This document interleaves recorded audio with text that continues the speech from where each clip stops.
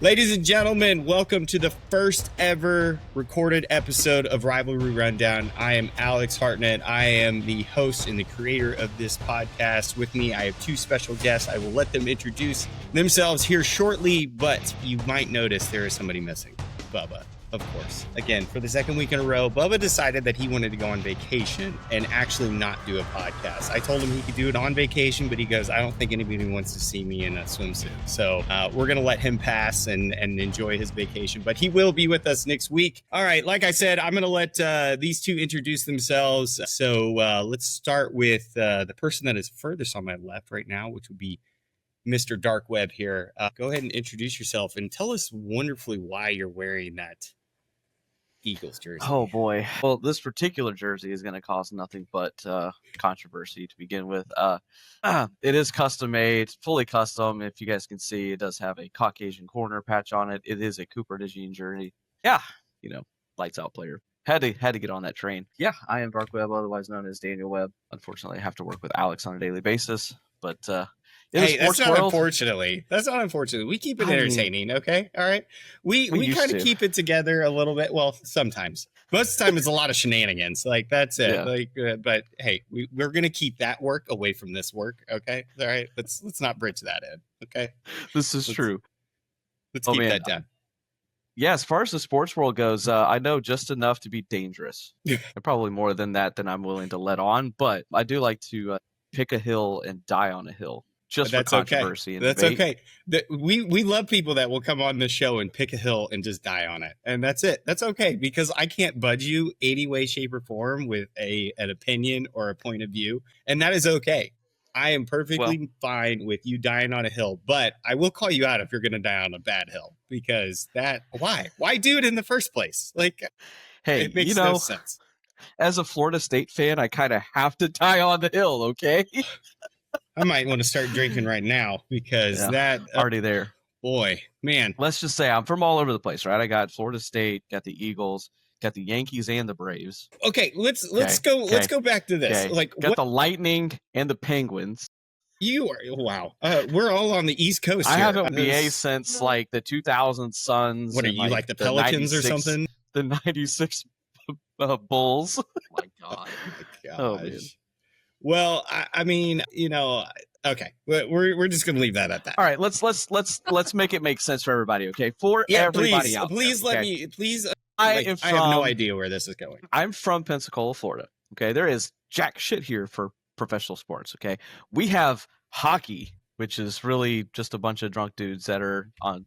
That's their fun time. Anyways, and then we had a minor league team here at one point, and now we finally have another one. But closest NFL team is the Saints. And I'm sorry, I don't hate my life enough to be a Saints fan. Okay.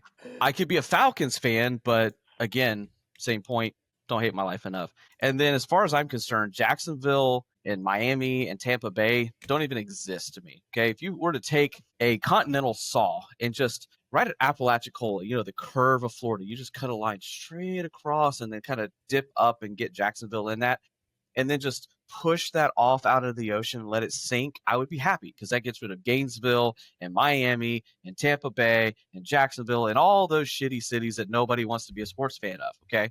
That's where I'm at. So Florida State, that leaves me with that. Okay. Makes sense. I'm in the Panhandle. That makes sense. Okay? That's the only thing that makes sense. The other teams, I'm very fascinated with how you became to be a Yankees fan, a Pittsburgh Penguin fan, and a Philadelphia Eagle. Like, I can understand the Penguins and the Eagles. Like, I get that, but okay. So Yankees, let's start with baseball. Let's start with baseball. Okay. I grew up with the Braves. First and foremost, like, they're close enough. I've been to several games there. I actually went to the old Turner Field. I've been to Truist. Like, it's a blast. I've met Chipper Jones multiple times, had some pretty good interactions with him. My all-time favorite player, by the way. The Yankees is about the heritage and the history behind it. Growing up as a kid, I was very big into sports theory and like the history and everything behind teams. And I couldn't get enough reading about the way that they were. I mean, Boston, all them too. They're all great, but so it just stuck with me. I've liked the Yankees since I was a kid. The Penguins was kind of a bandwagon thing. My dad used to work for a company that, I can't remember the name of it now. They actually were the name on the Penguins stadium or whatever. So I used to get tickets and stuff there all the time when I was like 4 or 5 years old. And I grew up with gear all the time. So I ended up watching them. The Lightning makes sense because it's here. But yeah, the Eagles was a whole nother thing. Again, back to sports theory. I'm not a fan of any of these NFL teams around here. Screw all of that. And I remember watching Peyton Manning a lot and just really liking his work ethic and the way that he he really prepared for everything. Like he knew everything about every team. Let's be real. Whether he was going to play that defense or not, he knew how they were. He knew how to prepare for them. So I like that. I like that work ethic. And when I was playing sports, that was kind of what I modeled after. And then I remember the Eagles hiring Andy Reid. They were a crap team. Like they were just the laughing stock of the league. They hired Andy Reid. And he drafted Donovan McNabb, and then they just showed up out of nowhere and started just dominating. And I liked Andy Reid's philosophy. He was just this guy that nobody thought was going to do anything. He was just like didn't make sense. Wasn't much about who's this big fat guy that's up there running this team now. And all of a sudden, Mr. Tuvelard is now the best coach in the league. Probably history. Donovan McNabb, who nobody thought was going to really do much either, and then Donovan McNabb ended up becoming this great quarterback. And it was a lot. It was a lot that came out of that. He helped Brian Dawkins and these guys become the studs that they were. I just kind of stuck with that. So I can say I'm a bandwagon Chiefs fan because Reed's there too. But yeah, a little bit more behind it. Well, okay, we'll dive further into that. Like there's it's still just one of the I'm a Rubik's greatest Cube with mysteries. Chance, okay, I'm a man of many sides. Hey, there's no rhyme or reason to it that has to make sense to you. It makes sense to me. Okay, that's fine. That's okay. That's fine. All right. Well, I'm going to turn it over to Brett. I'm going to let him take the reins a little bit. Let Daniel cool down a little bit over there. How do you follow up after that? I don't know. Good luck, I guess. That's all we can say. All right. Well, I guess we'll start here. How's it going, everybody? My name's Brett Kennedy. Fun fact, I am Alex's cousin. So, but yeah, I'm sorry. Yeah, but no. It's been fun. We talk sports all the time. But yeah, just resume here. I've been working in TV for about 8 years now. I've worked at 3 different markets. I got a journalism degree in college. I've been a sports reporter in Montana, North Carolina, and now Missouri. I've lived in St. Joseph, Missouri for, next week will be my second year anniversary. It goes by fast. But yeah, the last 2 years, I'm from Kansas City. I'm born and raised in Kansas City, and a couple of years of my life, I grew up in Prairie Village, Kansas. Fun fact, I'm named after George Brett, the Hall of Fame third baseman for the Kansas City Royals. My dad had Chiefs season tickets in the 90s, big Royals fan. So just ran in the family, and I wanted to get back here and just cover the Chiefs and cover the Royals. And it's with my job now, I've gotten a chance to do that. I've been to the last 2 Super Bowls, the one against the Niners in Vegas. And yes, DarkWebb, I did see the last Super Bowl in New Orleans. But funny story about that, my buddy and I went, my coworker and I went, they only gave us 1 Super Bowl pass to go in the stadium. So I gave it to my buddy since I went the year before. They sat me in the media room, and I watched the Super Bowl on a TV. So that's worse. It was worse, but I mean, again, the guy, my coworker that actually went in the stadium to watch it, was surrounded by Eagles fans and said it was the worst experience of his life. So really, was it the worst? Them's my people. Make it horrible, okay? But that was cool to cover that, and it's been fun. I've gotten to cover a lot of cool different things and seen a good part of the world. And I've covered ACC men's basketball tournaments. I covered a Blue Marlin fishing tournament with Michael Jordan. Oh man, I've covered every single Chiefs game just about. I've been to training camp the last 2 years. That's been fun. That's right in our backyard. So that's been fun, and it's been cool to interview a lot of these guys. I've interviewed a lot of Chiefs kind of one-on-one or in the locker room, and they're all really great guys. And I mean, DarkWebb, you hit the nail right on the head. It's hard to hate on Andy Reid. Andy Reid is he's just the man. He's like a big old teddy bear. And I asked him a question on the very last day of training camp about Military Appreciation Day, and he gave me a great answer. And it's been fun. And Andy, he'll be a Hall of Fame coach one day, and rightfully so. And he's done great for both of our franchises. And I love Andy Reid. Well, he's awesome. I will tell you this. Andy Reid is probably one of the most likable coaches in the NFL. I think a lot of people can agree on that. I don't think a lot of people outside of Vaughn or Bell or whatever his name is has any negative thing to say about Andy Reid. With that being said, I will say, Brett, I'm a little jealous that you've gotten to witness 2 Super Bowls now. One which they won, so that's cool. He did bring me home some confetti, so I got to throw it in the That's air. right. I got you some confetti, and I actually saw the one that we won in person. I was in the stadium. Yeah, you were. Yeah, and I'm sure that Vegas trip probably was unbelievable. And you were gonna go. You were gonna go and help me out. I was. And something happened to Big Marge, and yeah. So look. I told him that if he wasn't going, I was going, and I still didn't go. So, friend, okay. I know, right? That's a sore subject. Okay, all right. I'm still a little butthurt. It's like if I can't go, nobody going. Yeah, nobody. Pretty much. So, all right. Well, I thank you guys for introducing yourself. We're gonna get into some conversation here. All right. First topic that we're gonna get into is we're gonna talk about a little bit of Chiefs. Okay. Daniel is from Kansas City. He did hear a lot of us talk about Chiefs. So he is formidable, but most of the time we're just going to mute him and just let him just kind of talk in the background. But anyway, so Chiefs preseason games coming up. They take on the Seattle Seahawks at Friday night at 9:00. That is a late start time. I don't know if I'm going to be able to stay up that late. They don't want anybody to watch them lose. That's why. Well, it's preseason.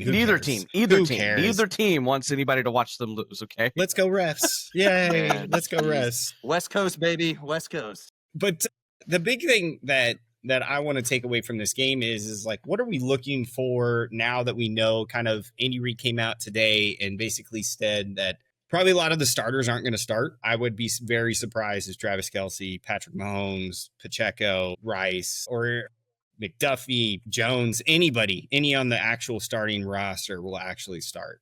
I think it's a good move. One, I didn't think about this, is that is an actual turf field. So I think they're just trying to prevent some injuries from happening potentially. Turf fields and early season on normally kind of have this injury prone about it, and it seems to happen quite a lot. So I like that. But what are we looking for in this game? Like, who are we excited to see kind of like take that next step, see where we're going to go in the 53-man roster? What are we looking for? I will be honest. I can tell you 100% what I'm going to be looking at. But Brett, I'm curious to hear kind of, since you've kind of had that inside track all through camp. If people don't know, if he didn't say, he does cover the Chiefs during training camp, but I am not trying to get him in trouble too as well. So I know he probably can't divulge a lot of information, but he can maybe divulge a little. So I can divulge a little bit of information. I mean, again, they didn't tell us like confidential stuff like during these training camp interviews every day. So, but I mean, again, like you said, yeah, it's not going to be a game where probably the starters play. This will be guys that are on the roster bubble that are trying to make the team or trying to get that last spot on the roster to make the 53. Guys like Tyquan Thornton at receiver, who's looked really good at camp, but he's trying to get one of those last roster spots. Or, I mean, we saw him last week catch a touchdown against the Arizona Cardinals. Jason Brownlee, another one of those guys who's gotten more and more playing time, earning Patrick Mahomes' trust. Jalen Royals, that rookie's been blowing up all camp. 4th round pick. He looks like Rashee Rice. He's size and speed, and he's a good over the middle guy. It's been cool to see him in camp and impress his teammates as well. And then on defense, again, I mean, you look at guys like your Jerry Tillery's who have come over, veteran guy, but they're trying to just get in and get a spot on the depth chart. They'll probably earn a lot of playing time. King Felix Ndike Uzama, 1st round pick, who all of a sudden is 3rd on the depth chart at right defensive end behind Mike Dana and Ashton Gelati. So that's another guy who, I mean, roster bubble guy trying to make the team. So he's a guy to watch for this weekend. I've heard this guy's name in trade talks the last couple years, but Joshua Williams at corner. So I did hear that. I did hear that the other day, that people were talking about potentially Joshua Williams going on the trade block. I don't know if that happens now with Deion Bush's injury. I don't know, because I think you kick Shamari Connors back to safety. You don't bring him down so much in the nickel, and you make him the rotational piece. So that would put Josh at the fourth. That would.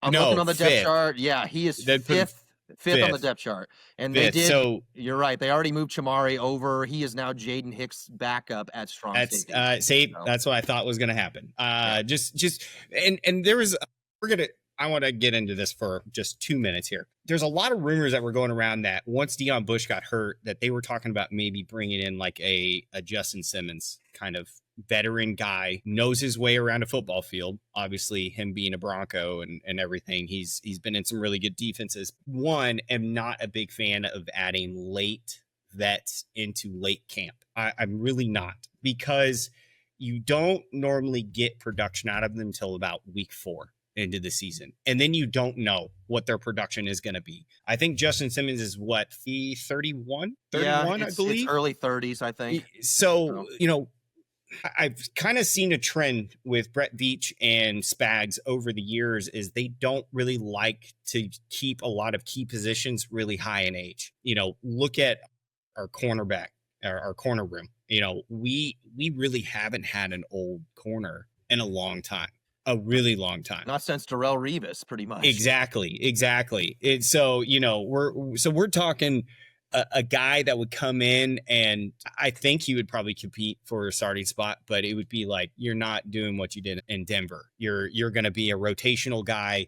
You're going to come in certain passing situations. So I'm glad that they did that. I've always been on the bandwagon of Joshua Williams. I thought last year, I would always be up in a roar whenever they're like, oh, we got Najee Johnson going. I'm like, dude, I just watched this dude get cooked for 30 yards. What are we doing? Yeah. Like, what are we doing?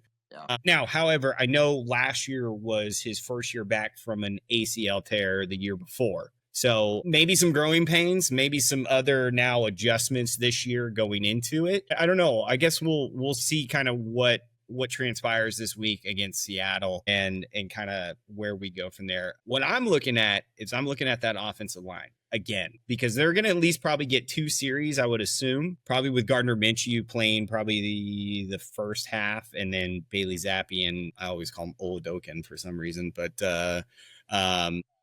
what is that, like Street Fighter? I think it's either Ola or Ludican. So my question is this, though. Holmes has had maybe one drive in the preseason so far?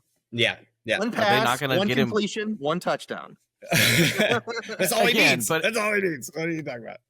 But I mean, are they not going to get him a couple? I mean, at least one more this game, maybe 2.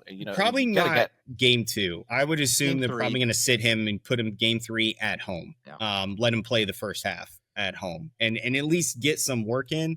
I mean, Andy Reid doesn't treat him like Joe Burrow, okay, where it's like, hey, you're not going to play in any preseason game and then you're going to look like ass coming out the first 4 games. So, I don't think we're going to do that. But I would assume that's how it goes. I would be very surprised. I would be very shocked if Patrick Mahomes comes out and goes 1 series. I would be very shocked, but who knows? I mean, Andy Reid always throws one over on us, so we don't know. They say that he's going to play 1 full quarter and he plays 1 series. So it's funny. He said that last week. He said each quarterback's going to get 1 quarter, and I said, as soon as he said it, I turned to my buddy and I go, I bet Pat gets 1 drive. And that's exactly what happened. 1 throw. He gets 1 throw, and he's going to hand the ball off twice. That's it. But hey, those 2 handoffs, man, talk about. Woo! My first take was by week 7 that Mitchell would be the lead back. I'm gonna go back on that now. Bold choice. Pacheco looks great. He really does. You can tell that his ankle was healed up really well. I would assume last year his ankle was still bothering him towards the end of the season. He just didn't look like he had the burst that he normally has. I mean, he's mad at the ground 24/7. So like, that dude is meant to eat up ground. So I'm glad to see that he's back. He has put on some weight too. That dude is big. So good luck to whoever is going to try to stop that. But I will say this. That offensive line that I'm looking at, the snaps that I did see, I didn't get to watch the game. Unfortunately, we were at the Iowa State Fair, so I got to watch it at like 11 o'clock at night, and I was so tired. So, but from what I did see, I saw Kingsley Sumate, and everyone was blowing up about this play that he tripped over Creed. He fell back. So it looked like the defensive tackle, I don't know who it was, but like one arm pushed him back.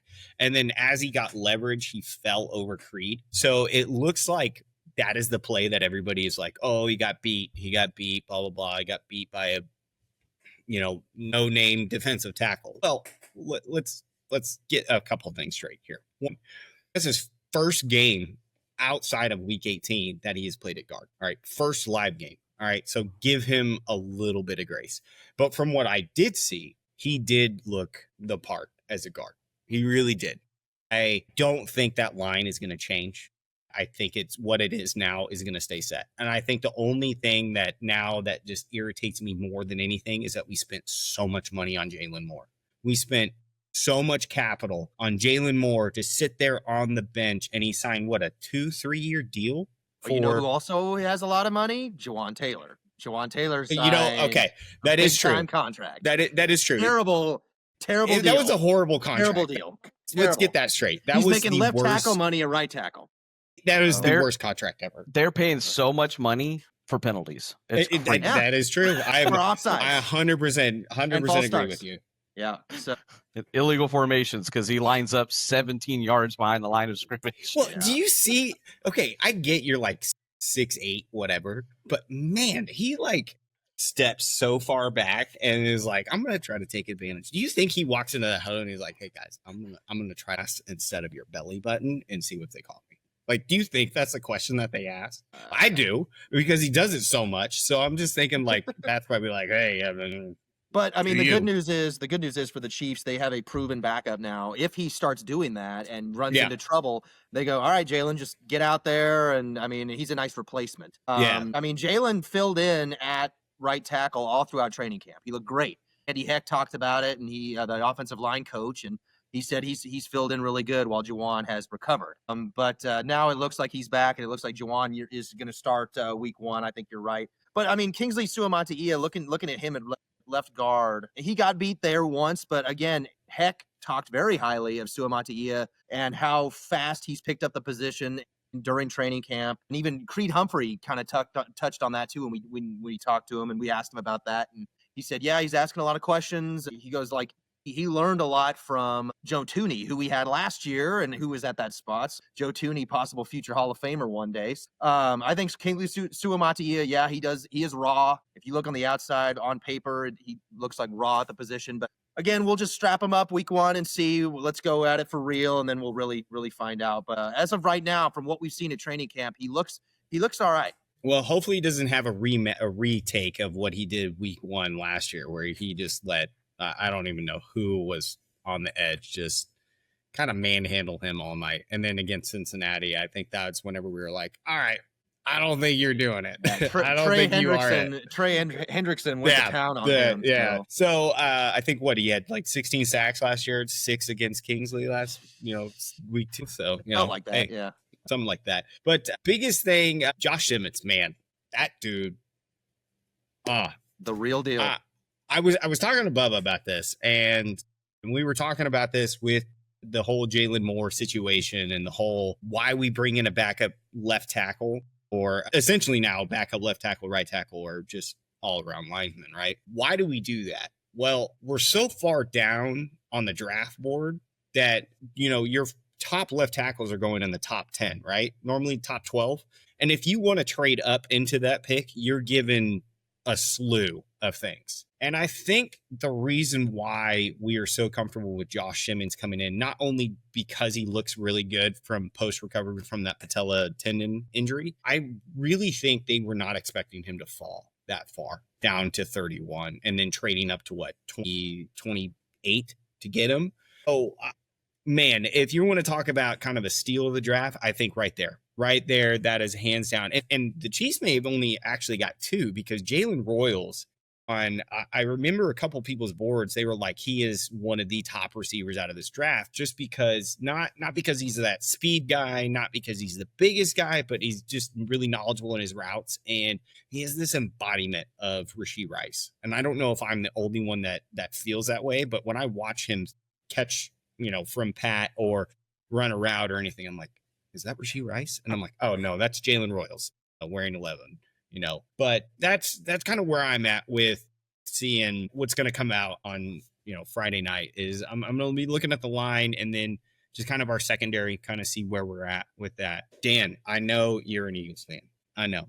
I'm going to let you talk a little bit about Philly football a little bit. Okay. I told you that I was going to give you your moment. Okay. I'm going to give you this moment now to gloat, to do whatever you want to do. Now, remember, it's not going to hurt me as bad. All right. Because Gloat about what? That was in the past, man. That was in the past. We're looking at the future now. Like we're ready for the next. Oh, we're good. We're doing that now. Okay. Let me put my best Jalen Hurts impression here. Yeah. Not even going to wear that ring. Fly over there. Yeah. Yeah. Now, some of you may not know this, but Brett and I have family that live in Pennsylvania. And as kids, we used to go up there quite frequently and quite a bit. And I remember growing up, there was a mixture between Philly fans and Pittsburgh fans. A lot of Pittsburgh fans, though. And I kind of got into that whole East Coast football thing. And right around Donovan McNabb coming out, I became a Eagles fan. Now, let's get a couple things straight here. One, I am foremost and first of all a Chiefs fan over everything. Two, I will root for the Eagles when they're not playing the Chiefs. And three, these were the worst 2 Super Bowls that I had to watch, period. Because I didn't know what to do. I was just like, it's best of both worlds. I can't have a bad day. I mean, I had a bad day this last one. I really did. I really wanted them to three-peat. I really thought that if they three-peated, Travis Kelce could ride off into the sunset. And I was looking at like, that's $19 million that we're going to save. And sure enough, it didn't happen. So, it's okay. It's all right. Money well spent, I guess. I mean, hopefully Taylor Swift dropping a new album in October will help him. I don't know. We'll see. But, for the long run. I think he's going to be back to form this year. I really do. I think he came into camp looking a little better than he did last year. Probably filming a little bit too much Adam Sandler movies, maybe The Grotesserie too, and Saturday Night Live and all this other stuff that he did. So I have high hopes, but Dan, I will say probably he was traveling a lot for her concerts and stuff like that too. He was. He really was. He had way too much going on. And I remember talking, I'm pretty sure with you about this going into last season and just watching the beginning of the year. It was like so uncharacteristic of the Chiefs. They're doing so well, that they can perform. And then here they are barely, I know a win's a win, but barely squeaking it out. It seemed week after week after week. Like, what are we doing? Why are we doing this? And then like Kelsey's not even there half the time. It seems like he's there, but he's not there. So it was kind of odd to have that come through. Yeah. At times it felt like he was kind of the pawn piece out there. Yeah. And then whenever we had a lot of injury stack up, we were like, all right, dude, hey, like you got to be the Travis Kelce mold a little bit. There's so many times where he was targeted and he just didn't catch it, wasn't on the right page, wasn't in the right route. Yeah. Like it was just all sorts of weird things. Then it also felt like Mahomes was kind of a little out of his element at different times too. Like just couldn't make it happen. And that's really shit. Whenever you give up the most sacks of your career, the least amount of time that you can throw, the most overthrown incomplete passes of your career, 100% that's going to happen. So those are some crazy stats. Like last year, all year, normally you see one of those stats pop up every other year. No, all 3 of those happened last year, and they still went to a Super Bowl. So that should say something. 1, their defense was really good. 2, Pat's just incredible. Like he knows how to win games. Now, I agree with you, Dan. I had them out as a 9-10 team win last year. That's what I had them as. I didn't think the 15-2 was their appropriate record. They got lucky against the Raiders. They got lucky against the Chargers. They got lucky against the Broncos. They got lucky against the Falcons because they're an idiot and they don't know how to run a 4th down play at 4th and 1. So, so right there, there's five games right there that they managed to squeak out. Shoot, even I'm pretty sure the Tampa Bay game, they barely won that one too. But again, that was last year. We, like Dan said, we're moving to this year. So I guess you don't want your 2 minutes to gloat, like I told you I would give you. It was a great game. I was very surprised last year. I really did not think that we were going to come out and have that dominating of a year. I mean, we didn't have any. You imposed your will at anywhere at any point in time. That was the thing. Like it was crazy. And then to come into the postseason and just set records, like just out of nowhere, just setting records. Just I would say that Washington game was fun to watch, though. Washington's dude just diving over the line, just multitude of times. He's like, screw it, we're getting our ass kicked. Like, we can't stop this. What they say, it was like one time in history that the refs actually awarded a score or something like that. Like here we are. Who would have thought in 2024 we're about to have that again because you guys are afraid of a modified QB sneak? Okay, let's just be real here. However, everyone thought Travis Kelce leaving, like the tush push was going away. No, are you kidding? He looked at Cam Jurgens and was like, Jason Kelce, just because Jason Kelce was going away. He probably looked at Cam. He's like, all right, watch this. And if you guys don't know who I'm talking about, Cam Jurgens. He is the starting center for and he is huge. And he is a awesome monster. He is a big time. It's funny though, because I mean, I feel bad for defenses that have to go up against a team where the entire front five and is Madden 99 ranked, like, and your quarterback and their running back can all squat the equivalent of a fully built Chevy big block engine. Okay, like 600 plus. Saquon has been actually at 700 or 750. Yeah, didn't he set a record at like Penn State or something? Crazy. Like, you guys should be thanking the New York Giants for the rest of your lives. Right. You're damn right. Okay, let's right into your lap. Right into your lap. So, like that is probably the craziest. Did you guys watch that, by the way? Did you watch that Hard Knocks whole offseason? I have not. I did not. No. Back and watch the day that they trade Saquon Barkley or Saquon. Go back and watch that.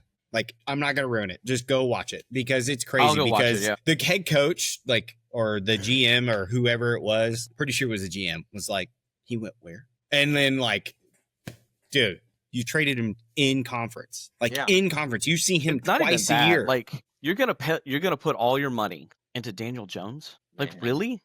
Who isn't even there? He's anymore, not even on the team anymore, is he? But is he still there? Also, there you go.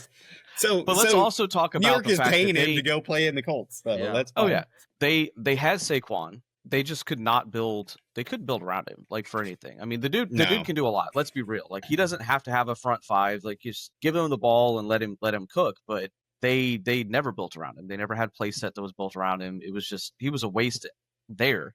And I can also say the same for Derrick Henry. Like, him going to the Ravens was the best thing for him. And it just showed last year. Yep. Everybody said Saquon and Derrick Henry were not going to be amounting to anything. They were making this trade. They're just going to be lackluster, like whoop-de-doo, right? Okay, great. Man. Not really the case. Like, they were the standouts for the whole league. But let's just give it up for Howie Roseman, though. I mean, like, this guy is just this guy's a genius. Dude's man. built a like, machine. He really to pick has. up Zach Bond, okay, another quote unquote washed up player, was not going to amount to anything. Who just absolutely had an amazing year.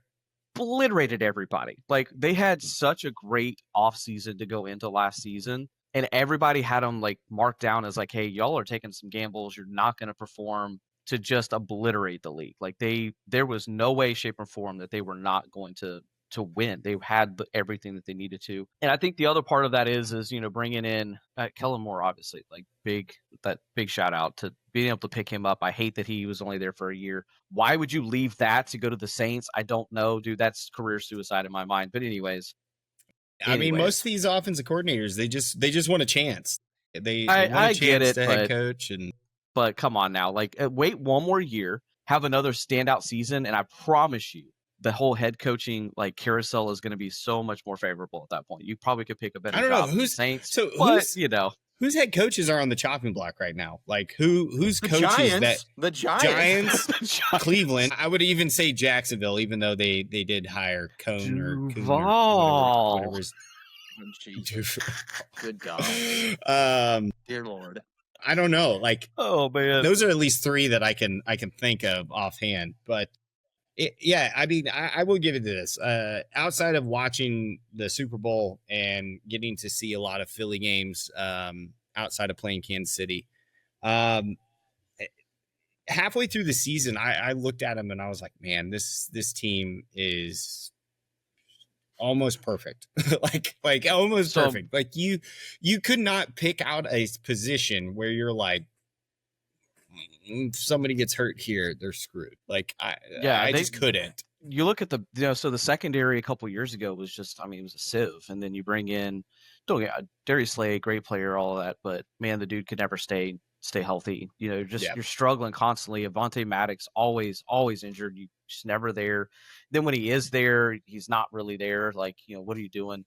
You pick up Blankenship, you pick up DeJean, you pick up Quinyon Mitchell. Like, these guys, again, nobody really thinking they're gonna be lights out, stand out players, and then which they is just crazy. show up. They were rookies too. They were rookies, and say rookies because again, snap counts and everything. The prior years, Right. not as much, but full time playing now, you are full fledged. Like you are the go to guy. Like this is your area, you cover it. And I would have to say they were probably one of the best secondaries in football last year. And plus the Eagles, they love their Georgia Bulldogs now. So they like to draft man. Jalen all Carter these- and them boys. Oh yeah. Jalen Carter, holy crap, is a dog. Yeah. Wow. Yeah. And Nolan Smith is a really good player as well. I'm pretty sure out of their 11 starters on defense, they have 9 that are just from Georgia. Yeah, probably. Georgia. And that was Seems out of two national championship teams. Yeah. That come in and just kick. Like it was crazy. But one, how do you let that many Georgia players fall to Philly? Right. And two, how do you let the team that went to the Super Bowl and was like, oh, we were winning against Kansas City, and then we ended up losing. because of your defense, by the way. And Because of your defense. Exactly. And then we're like, they figured it out. Their defense was atrocious. And we're gonna just figure that out. And then guess what happens? That ticked me off. I don't even remember who it was at the time. I've tried to write that off, but we hired somebody as a consul. Wasn't it Lou Anarumo? Wasn't it Lou? I thought it was Lou Anarumo from Cincy. I thought that was who it was. Maybe it wasn't, but I'll have to look it up again. I can't remember. I tried to write that off. It ticked me off so much because this guy was supposed to know everything about the Chiefs. And it was like, he's going to get you guys Lou ready to Anarumo. go. And our defense absolutely tanked because he did not know anything. And so we ultimately lost that.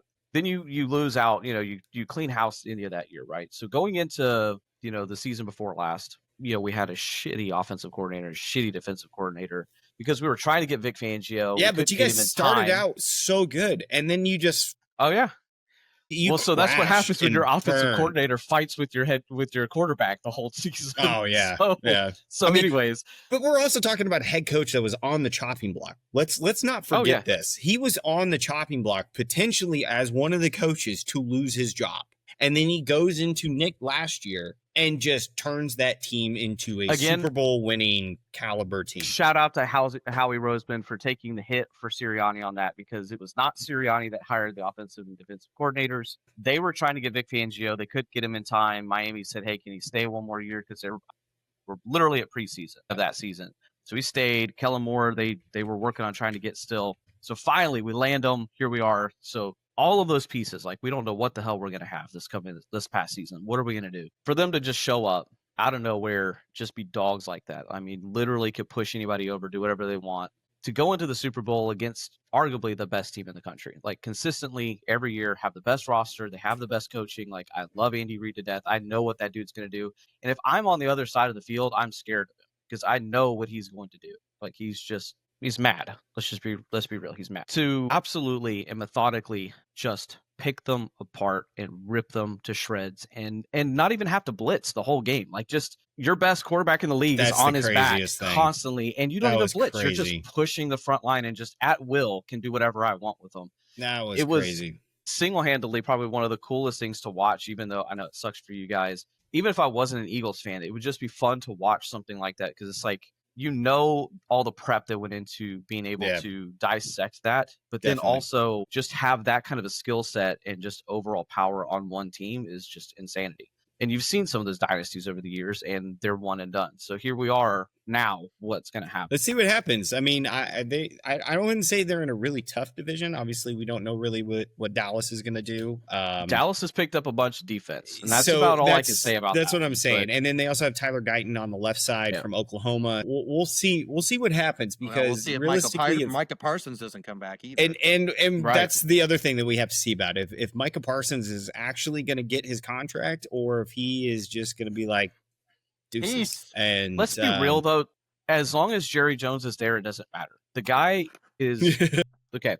The guy is there for marketing. He doesn't care whether they win or lose. That team is not built for winning or losing. Hey, they're still America's team in merchandise, baby. Exactly. They make money. He don't care if they win. Yeah. Like all We're I got to gonna do put is $2 make sure we billion make money. in the star renovation here for. Oh, yeah. a new We're on every property. primetime game this week, baby. The last thing I will say season. though for a preseason so far though is this past one though it was awesome to get to see Tanner McKee do the tush push, Oh. and I mean successfully run that tush push, and it wasn't like he was stuttered, like he went right through that defense. The most unathletic So- quarterback in the football league right now is I'm Tanner McKee. just telling you though, to have a backup that can still run the offense the way that you need him to run it is phenomenal, because Definitely. Hurts can do all sorts of things, and call him Superman. Everybody rules him down. They say he's not that great of a quarterback. Whatever you want to say about the guy, you're wrong. The kid is freaking amazing. He's very underrated for what he is. I think a lot of people cast a lot of hate on him for no freaking reason at all, and have no evidence of such. Like he does nothing but get out there and perform week in, week out. To have Tanner McKee as a backup is great. I am wondering where our third spot's going to go. I'm not sold on DTR. I think Kyle McCord would definitely be a better asset to have, because he can run, but he's also got a better arm, in my opinion. But DTR can't. I mean, he's what he came from the UFL, right? He came from the UFL and then came into what team was he with last year? Cleveland. Yeah, he's was at it the Browns. Cleveland? Yeah. So I mean, I'm not saying he's terrible, but I'm just saying as far as like our offensive build and what we need out of our offense, DTR is not that person. He's not. He's going to be that person that is going to scramble from the pocket, not somebody you're going to hand the ball and say, "Hey, you're running the team. We're still going to run our playbook. You need to be able to get across that line at 4th and 1." Yeah, he's not the guy that's. I hear you. Yeah, no, that makes sense. And I think leading up to this year, and we'll see if that Super Bowl, high, you normally come crashing down. So, I guess we'll see. We'll see with a new year upon us and everything. But we're gonna move on to some baseball here. Okay, we'll jump back to football here. We'll get on the NFC side of things. I do want to talk about a couple teams on the NFC side, but what we're going to do is we're going to talk a little bit of Royals baseball, and then talk about some Yankees baseball too. Like, this team seems to be struggling at the wrong time right now, so they might be on the verge of potentially missing a playoff, because I'm pretty sure they just fell out of the last wild card spot, and I don't think you're catching Toronto. So, couple things here. Royals just took a series against Washington, lost a series though against Boston, and then won a series. So it's like it's a mixed emotion. Like, I have a mixed bag of emotions with this team. One, we all know their problem. We all know what the issue is. They cannot hit the ball. Situational hitting, they're pretty bad at it. However, Vinny just comes up 2 days in a row and hits a 3-run home run back-to-back games. Like, what is happening to this team? So I wasn't a big fan of their offseason or midseason moves. Bailey Falter, don't really know. I understand we wanted to go a little younger with pitchers and everything, but man, I really thought you could have went out and at least got a better bat than what we did. But Grichuk, Yastrzemski is okay. Like, I eat my words on that. They're both in their fine. 50s, though. It's like, really? Yeah, that's what I'm saying. Anybody younger than these guys? Like, exactly. Like, what are we doing here? Like, I understand that we're going to get into the realm of, like, Cags is going to at least eventually take over 100% starting outfield. I get that. But Bubba and I were talking about this. What if we had bundled Vinny, Noah Cameron, and like a high prospect, like a 10? Hey, that's too high. Like a 12, and sent him to Boston and got Jared Durant? I don't think they say no to that, because they need a first baseman, because Tristan Casas is not a good first baseman, and he's always hurt. So, and they have enough depth with Anthony Roman and a couple other guys that they got out there. They have the ability to move that piece. And just think how much better that team would become with like a Noah Cameron and a Vinny Pasquantino in the East. Yeah. But Noah Cameron's your local guy. He's from St. Joe. He is. And, But grew up a Royals fan. So high. He's so high right now. Like, we have so much pieces right now in the pitching rotation that, what about if Noah Cameron comes out next year and has the same stellar year as he had this year? That dude's going to cost a lot of money. And we're already paying a lot of money to Seth Lugo, Cole Reagans, Bailey Falter now, and him. And then a bullpen on top of that with Estrada. So, like, Estevez, you mean? What is it?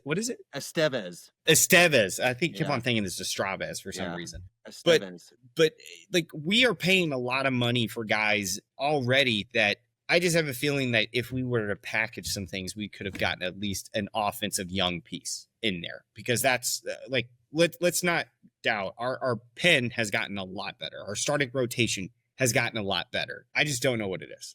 Whether it's bad mismanagement of the bullpen, whether it's letting Zerpa come in all the time for some reason and give up leads left and right. I don't know. I've never been. I never have. Zerpa comes in, the game just like blows up.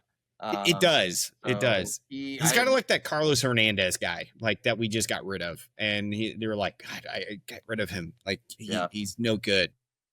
And I mean, and here we have MJ Melendez back, and it's like the carousel merry-go-round, and like it, and it's bad when you got to bring Adam Frazier back, and it's like, why? Like, because they wanted another veteran presence in the clubhouse, and they just, their outfield just has not played well this year. And what's the Hunter Renfroe? My goodness, to make him a starter like opening day, that was not good. And I think he's still in Omaha, AAA, and it hasn't. They worked waived out. him. So they waived him. He elected free agency when they waived him. So he's not even in Omaha. He's not even in Omaha. I don't even think he's playing. Period.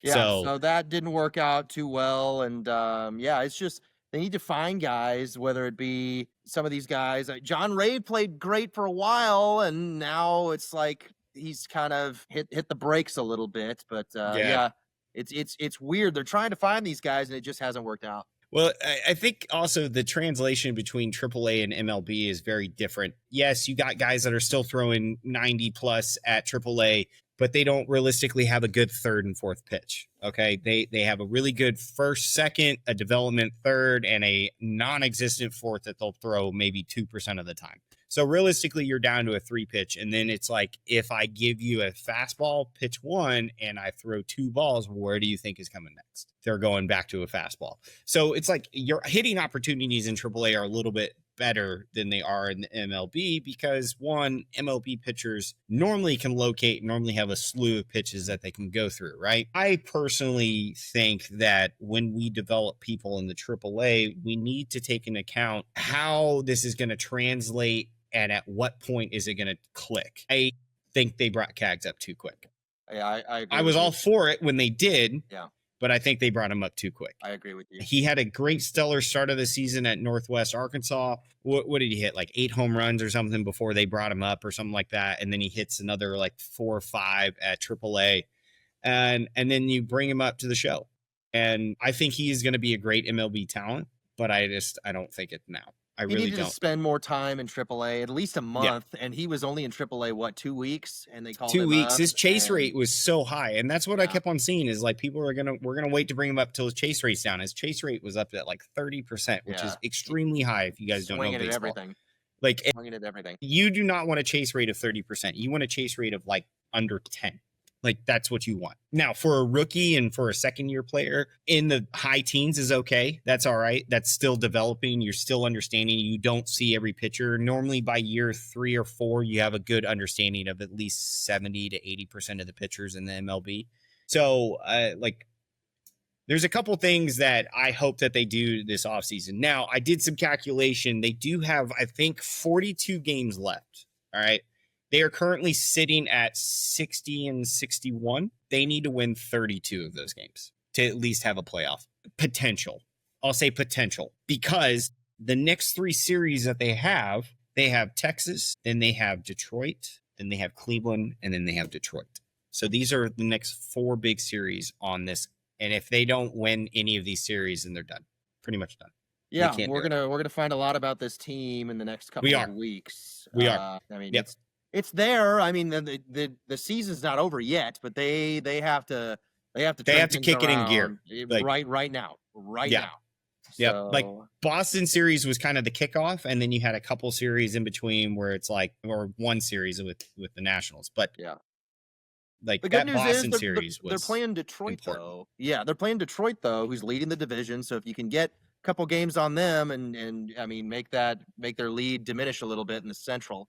But they have 6 games, so they have 6 remaining games with Detroit, 1 at homestand and 1 in Detroit. So let's say you can get 4. They're 8.5 back. That means you're going down to 4.5, and then you get 2 on Cleveland, and that means you may gain in 1, so you're at 3.5, and then you jump Cleveland. So you potentially still could win the Central, but it's going to take a lot of work. It's going to take a lot of effort and grind, and I don't know if they got it. I really don't. And it kind of brought me to, I was talking with somebody today about last year and how now it's kind of portraying why they made the playoffs last year.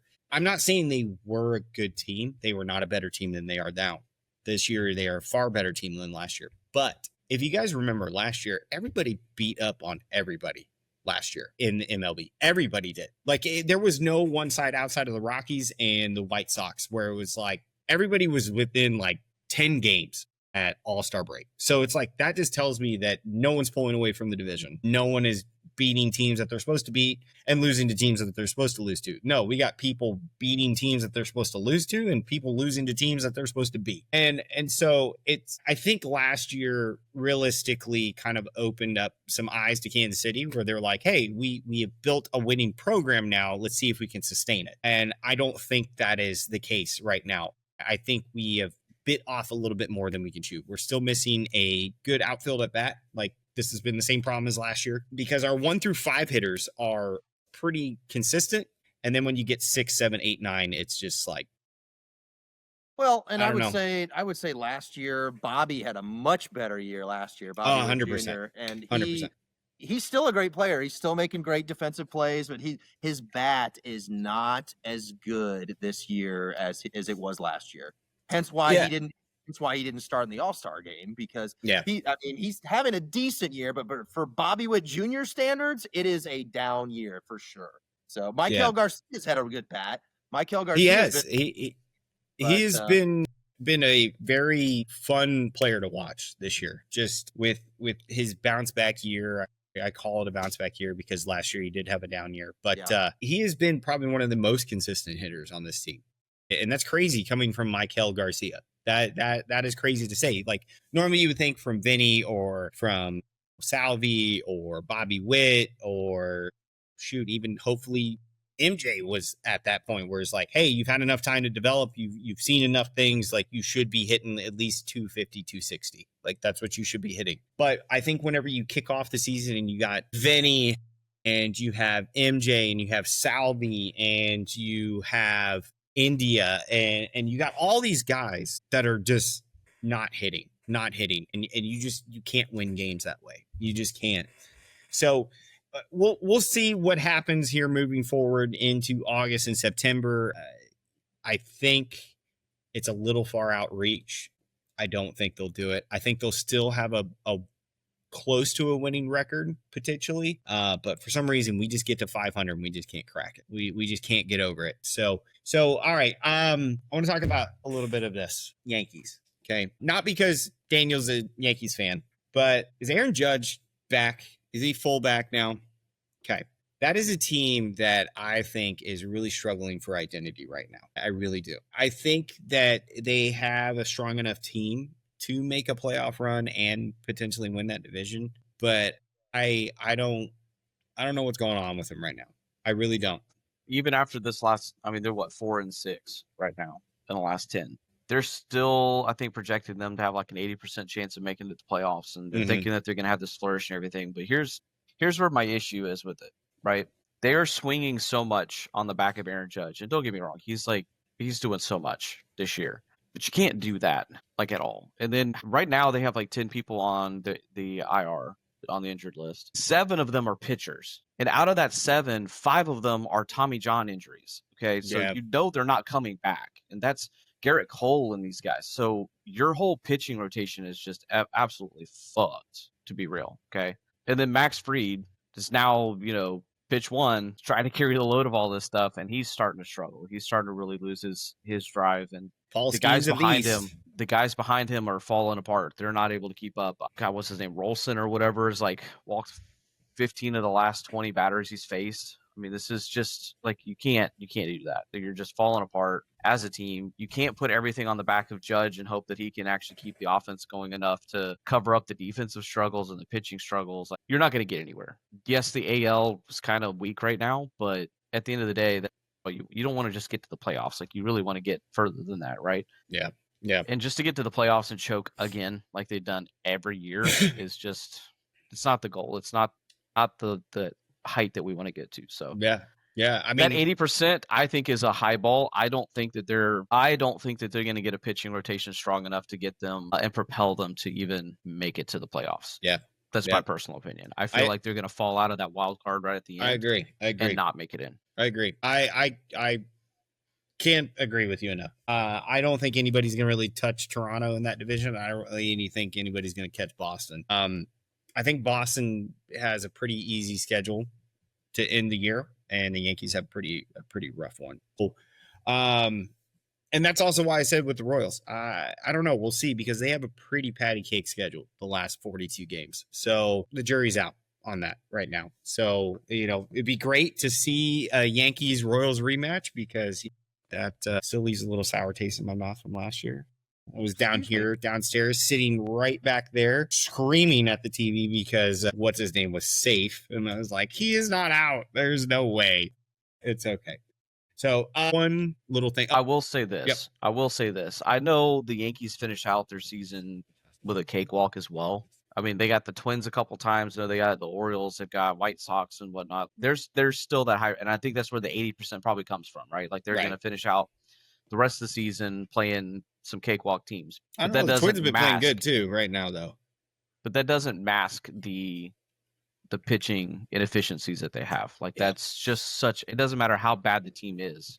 If you can't pitch, if you're constantly walking everybody, you just cannot be consistent, you're screwed. Like there's just nothing and so I mean, they're 2.5 games back in the wild card right now. I mean, it's a doable thing, but you're banking a lot on, can the Red Sox lose? And that's just not, I don't think that's going to happen so much. Yep.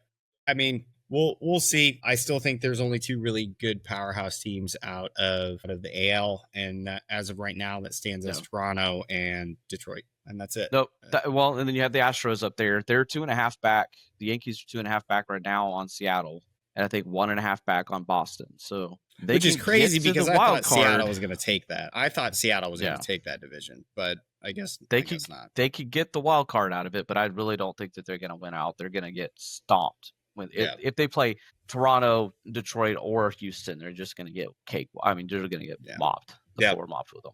Yeah, I don't know. We'll see. But all right. So we all know this. Tony Gwynn, probably one of my favorite players of all time. All right. Let me ask you guys this question: do you think any of Tony Gwynn's stats will ever be broken? Period. Like, you can pick one, whatever it is. I don't care. Pick one. Do you think his, striking out less than 21 times in a season, 3 or more times in a game, like, that is insane, first and foremost, or using one bat, like literally one bat a whole entire year? Like, that's crazy in itself. Not to mention the amounts of hits, doubles, triples, stolen bases. Like, I don't know. Bub and I were talking about this, and I said, I think it would take a lot. I think the only player that would ever compete with him, and this is if they ever did it, is if they brought Ichiro Suzuki's statistics over from Japan and put him in MLB. Nice. I think that would be the only closest representation to potentially getting as close to these all-time crazy records. Well, nobody's ever threatened 400 since Tony Gwynn. Yeah. Period. Nobody has. That was what, 93, 94, something like that. Yeah. So Ichiro hit what, 360, 370 back in like 04 or something like that. I think that's the closest that anybody's ever got to hit that. So that's saying a lot. There's a lot of great batters out there right now. There's been a lot of great batters. I was just going to say, I don't think Tony Gwynn gets talked about enough with how great he does it. He really does it. He's underrated. I mean, no one, when you talk about greats of the game, Tony Gwynn's name does not get brought up enough with how much it really he doesn't. Did. Because again, he played for a San Diego team that was just, it's a smaller market, and it's not New York, it's not Boston, it's not LA. He does not get talked about enough. That's my big thing with Tony Gwynn. Yeah. You hear all these guys, like you hear about Albert Pujols, you hear about, Wade Boggs, you hear about Ichiro Suzuki, you hear about all the great hitters for the Yankees. You hear all these players, but like the craziest statistics, period, is from Tony Gwynn. Like, the craziness of his stats, and I'm going to pull up some of these stats. I don't know if you guys have heard this. So we're going to pull up some crazy stats, Tony Gwynn, because some of this stuff is crazy. All right. So he had a career batting average of 338 with 8 batting titles and was a 15-time All-Star. Didn't he had like 3,100 something hits, didn't he? Something like that in his career. Yeah, it's kind of crazy. So he was called the King of Contact. The King of Contact. Like, I'm sorry, but if I ever went up against somebody that was called King of Contact, I'd be like, I am not giving you a fastball. Like, period. Like, what am I doing? I'm going to blow my shoulder out just trying to throw you curveballs all day. One remarkable stat. Here you go. That he could have gone 0 for 1,182 with 1,182 strikeouts and still finish with a career batting average above 300. That's crazy. Wow. That is insane. That's so no one could stupid. say that nowadays. That is no stupid. One can say that. Like, Wow. and then he also had 951 career multi-hit games and only 34 career multi-strikeout games. 34. So that means like out in his career, the statistic of his strikeout ratio is at an all-time low than what probably a team is. Like that blows my mind just with how good he was. But he had a contact rate of 92.8%. That's wild. This dude compared to the league back then, 80.2. 80 like that's crazy. So yeah, I can agree. I think he doesn't get talked out of about enough. And then I don't think anybody in the league, I don't think that anybody period right now is going to hit stats like that. And that's just because of the way that the game has changed so much. Everything is so focused on the high excitement. Got to have home runs, got to have these big, exciting plays and things like that. You're not seeing as much, at least in my opinion, you're not seeing as much as the good old-fashioned contact baseball like you used to. Like, you don't have the rosters built out, let's just get on base. Like, what does it take to get on base? Like, you look at, I'm a Rays fan, obviously. You go back to look at, like, Andrew Jones. The dude sat there and would choke up in the box and smile at the pitcher, daring them to throw at him because he knew he was going to walk. Like, they were never going to get close to it. Like, whatever it took to get on base so that you could get those scores. And then you always had the one or two guys that was going to, knock the ball over the fence or whatever, if they came up to plate and they managed to get a good pitch. But now you look at it now and it's, look at the Yankees. They put so much on Aaron Judge and all these guys. It's like, for what? You just want to see home runs. That's all we're there for. But how many home runs can we hit? Let's find ways to make it so we can hit more home runs. And you're not going to get that contact percentage anymore. You're going to see more strikeouts and more pop flies. And the guys that you typically would see hitting ground balls, they're swinging for the fences. They're not. I don't know. I don't like the way that the game has changed because it takes away a lot of those stats. Like, why have those if we're going to evolve the game away from that? And that makes it hard because the guys that statistically and traditionally would be chasing after that record because that's their style of play don't really have that opportunity to anymore. Yeah. The guy that was the best contact player in college and is now getting to go to the show, and now he wants to show off because he wants to chase Quinn's record. Can't really do that anymore. You're evolving so much to, no, we need to hit the fence, not put it in the gap to get on base. Yeah. Like I grew up playing baseball and that was it. I grew up knowing that contact home runs are rally killers. Like, all you want is doubles and triples and singles. That's it. Wear the pitcher out. Exactly. Wear the pitcher out. A home run doesn't really wear a pitcher out. Now, if he gives up like 5 or 6 consecutively, then, one, his anger and temper is going to get the best of him. And 2, the next one's going at the next dude's dome. So you get two or three on the plate or on the base, make him run through a bunch of pitches, get a high count, get him on the plate, and then crush one over the fence. Then it's just all it does is crush morale. It brings gets them in their head. They get frustrated, things like that. They're tired now. Yeah, because now they've thrown 25, 30 pitches and they're still stuck. They're not doing anything. So yeah, now you got guys that get up there and we have this pitch counter. Well, that's great. Why? At this point, you could take the pitch counter away and you would still have the entire shift immediately, just the same time frame, because it's one pitch, pop fly, ground ball to second. All right, like, it's just okay, we're done. Yeah, I agree.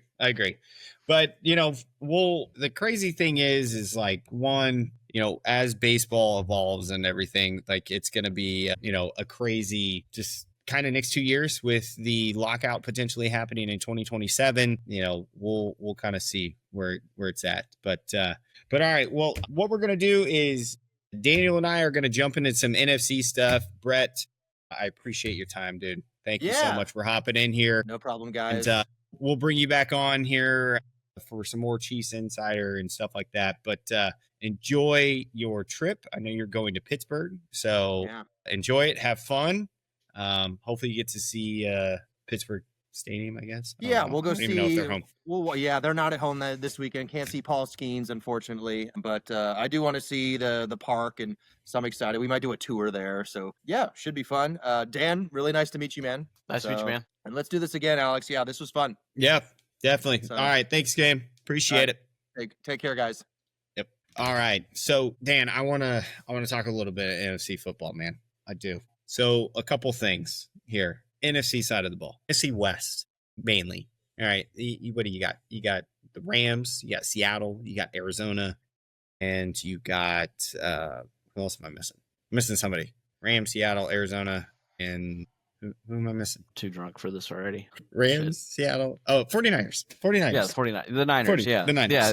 We all forget about them, they just choke out, Yeah. Yeah. Okay, so this is really one of my hot takes. I do not think the 49ers are going to be a good team this year. I think they're going to struggle. They have struggled so much just the last couple of years. I mean, they look at the roster changes that they've made. I mean, you get rid of McCaffrey and these guys, and then you're trying to build around, and shows you how out of him I am. What's his name? That's your quarterback. He's a great quarterback. God, I can't remember his name now.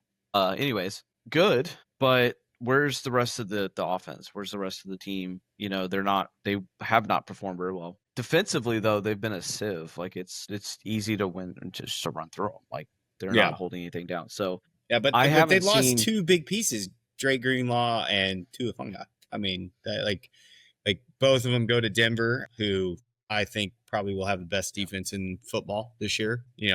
I still want them to get a receiver, like, to make them offensive relevant. I don't think they are as of yet. I think that, my God, Brock Purdy. Brock Purdy. Yeah, Purdy. That dude. Good old Iowa State dude. I think they have a long road to come back to become relevant again. They're going to have to play the money game and be smart on their money game, because they can't bank on going and get those draft picks that are just going to be the greatest thing for the next 5-10 years. Like, they're going to have to play the short game and pick up guys that are, the couple year contracts that, they don't have a lot going out there, but they're going to be a good spot. They're going to at least have some tenure and be able to kind of hold down a spot while you're building. Maybe teach some of the younger guys something. They're not going to be anything this year, I don't think. I really don't. No, I really don't. And, I want to give it to the Rams, but I'm kind of intrigued with what Seattle's going to look like. I think they have a really good defense. Two, I don't know. We'll see. The kind of the jury's out on them. I don't know. Dude, I don't know about them. Their whole QB room is just a joke to me right now. What? You don't like what's his name coming from Minnesota? What Darnold? You don't like Darnold over there? Dude, they've got Darnold, Drew Lock, and then they picked up Milroe or whatever. Like, you don't have anything consistent that you can hang your hat on, right? So then what do you do as a team? Like, okay, so who's their running back, right? So who's their RB? Kenneth Walker. Okay, what's he gonna do for them? I mean, they got Cooper Kupp finally. They got a couple good receivers. That's what I'm saying. Like, I don't know, because the receivers are. Then what? Again, but then what? What are you gonna do? I mean, they have Valdez Scantling. Oh my God, second string. They're gonna win it all, man. Stonehand. Just telling you, they're gonna win it all. Oh my God, it's Stonehand. Right there. I don't put a lot of faith in them. They're gonna have a decent season, but I don't see them winning more than 7 or 8. Honestly. Yeah. I can see. We'll see a lot more obviously this week, depending on how they play against the Chiefs. With obviously they're gonna play some of their starters. They're gonna have to. I think they're playing all their starters. I think. They're going to have to play a lot of Darnold, and then they're obviously going to probably start Drew Lock at some point in there just to make sure he's good to go. I don't think that you're going to see Milroe at all this week, but you talk about a hurting team. And then I don't foresee it, dude. I think honestly it's going to come down to your biggest contenders, I think, in the NFC altogether are going to be the Eagles, the Niners, if they can get their shit together. Okay, because I don't think that the Commanders, the Cardinals, or the Panthers, or any of those guys are going to really have anything to show for. Let's be real. The Cardinals are just a team that had, they field players, but poor Kyler Murray should have just stayed with baseball. Okay, they're just holding players. Kyler Murray should have never been options drafted. done. He should have just said, you know what? I'm going to go play for the A's. I'm going to go play baseball and have a long career making a lot of money. But anyways, I do think the Eagles and the Lions for sure, they're going to just absolutely dominate the NFC. I think the Niners, if they can get their shit together, but they're kind of an outcast out there. And that kind of leaves you. But isn't Ayuk out again for this year? Isn't Ayuk out? I think so. I thought that he was. So, like, all they have is Juwan Jennings. I could be wrong. I really could be wrong. But I thought Ayuk was out for this year. Maybe, but they could piece it together. And I put them in there with a chance just because of the issues in the rest of the NFC. Mm-hmm. That they could probably squeak it out. The Commanders the Commanders last year had a fairly good season until they came up against us. Okay, they made it there. Can they piece things together? Can they come bounce back? They could be that dark horse that just really shows up. The Niners have a better lineup overall, in my opinion. They have McCaffrey back, woohoo! Like he's there. Ayuk is out for sure. Juwan Jennings is questionable, but you still have George Kittle. Right, you still have some of these guys. Like you still have the makings of a good team, and they have still the makings of a great defense. Nick Bosa and those guys back there. So they could bring in. I say all of that because I don't want to have to say this. Okay, I fucking hate the Cowboys. Okay, I fucking hate them with a passion. I'm pretty sure. I hope to God that they do. fucking just suck ass all year. Okay, I want them to just choke on everything Jerry Jones could possibly shove down their throats. Okay, let's just be fucking real. I fucking hate the Cowboys. Okay, y'all get this. Okay, now that being fucking said, in the overall of the NFC, they are the only other team that could be in that 4 spot of a contender of sorts for the NFC.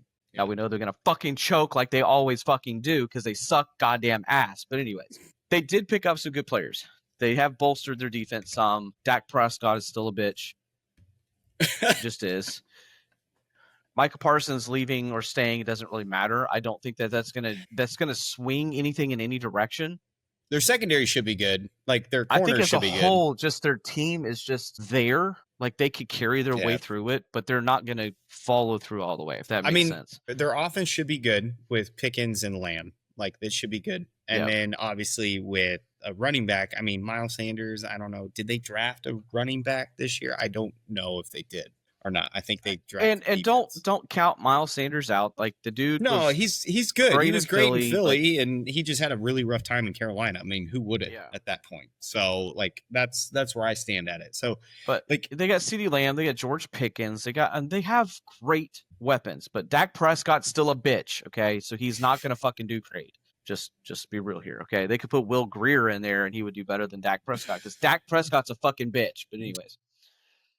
Well, if you guys haven't got the point, Dak Prescott sucks ass and he's a bitch. But the one problem that I have is like instead of jumping on board early to get a head coach, you waited and waited and waited to have that conversation with McCarthy, knowing that you're not going to the playoffs, knowing that you're going to struggle in your season, and you waited and waited and waited. And then every coach that you potentially could have hired, like Kellen Moore and everybody like that, and because you could have brought Kellen Moore back as the head coach because he had a great year as an offensive coordinator. Sirianni and Howie Roseman were prepared for Kellen Moore to go to Dallas. They were ready for it.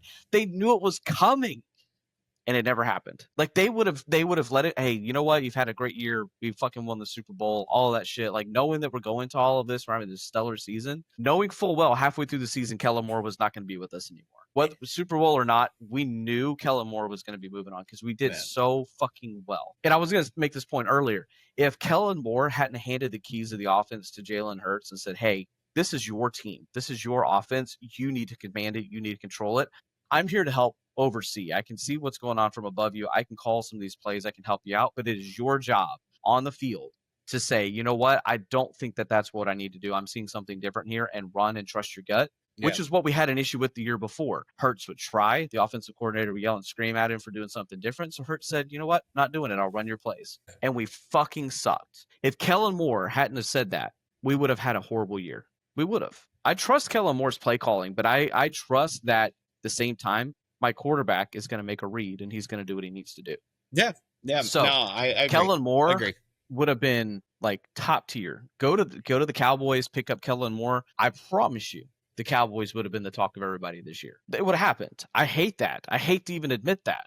But Kellen Moore showing up in Dallas, he would have been able to get a hold of Dak Prescott. And if Dak Prescott's not going to be the guy to step up, then he's got people behind him. He'll find a way to make it happen. And he'll build that offense to be the way he needs it to be. Well, the crazy and they thing have is so many other offensive weapons on there, and their line's not terrible. They have a good offensive line. To sit there and be able to build that offense the way it needs to actually function and actually succeed and not just stutter out like they do constantly. Yeah. Yeah. I mean, then be able to pick up a good defensive coordinator to also complement his play style and what he wants to do. Because it doesn't matter how good your offense is. Well, it's crazy that if your Dallas defense can't decided keep to up with let it, Kellen Moore go in the first place. Like, it was crazy enough because I thought, like, essentially when Mike McCarthy was like gonna get fired, because I knew it was gonna happen, like they would just go, "Hey, Kellen, I understand you're running Mike McCarthy's playbook, but let's see what you can do, because all we've ever heard is that you're a great offense coordinator, and he has been. Like, let's not get that wrong." So, like, my biggest thing is for the NFC is like, which division is going to be the toughest? Because I knew last year the NFC North was going to be pretty tough with the three teams, Minnesota, Detroit, and with Green Bay. But this year, I'm kind of moving. A little bit. I'm thinking it's going to be the East. I really do. I think the Giants might make it the East for a couple of reasons. One, they're not as bad enough to lose 5 games, so they may win a couple of games. If we're just talking sheer teams that are going to make the playoffs, it's definitely still the North. But if we're talking like toughest division where it's going to be like people kind of beating up on you to make the playoffs, it's going to be the North division. Like, I still think it's going to be like Detroit, and it's going to be Green Bay. I highly doubt Green Bay or the Vikings have as great of a season this year as they did last year. I don't know. The Vikings with JJ McCarthy have looked pretty good from what I'm understanding. Even then, let's just say that it's just Detroit and the Vikings that make it. There's still 3 teams at least in the East that are going to make the playoffs. So you still think Dallas is going to make it? I still think they will. I think they're going to be on the bubble. I think Washington's going to make the playoffs.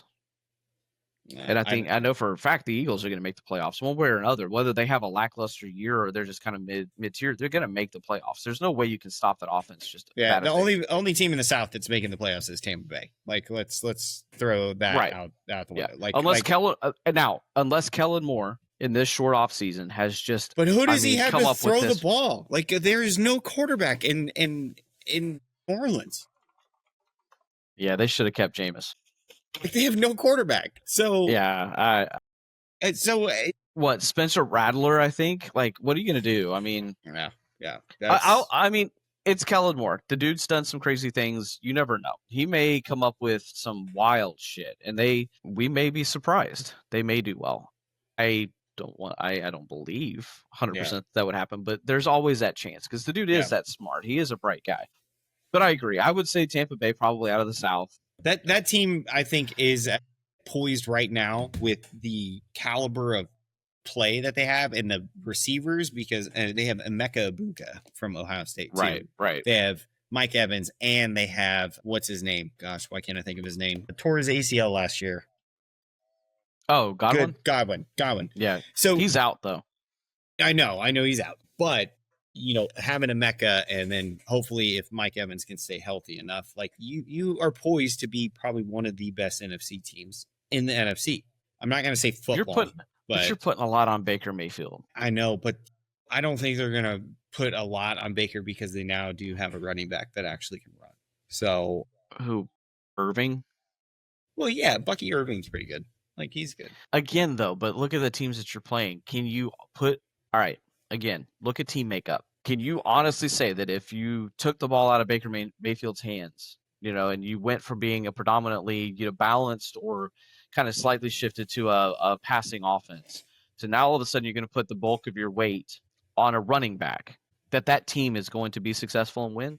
I highly doubt that. I wouldn't say that they're going to be successful enough they're going to need Baker Mayfield still to be Baker Mayfield. And I don't think that he's got to have it. I don't think that their line's going to give him the time. And the guy gets flustered. Let's just be real, okay? And he makes some bad calls. And then who are you going to put behind him? What, Trask? Like we really so Baker Mayfield has a shitty game. What are we going to do? Pull Kyle Trask and put him on there? Like that again. They have some great weapons. I don't think that they have the team make up for it.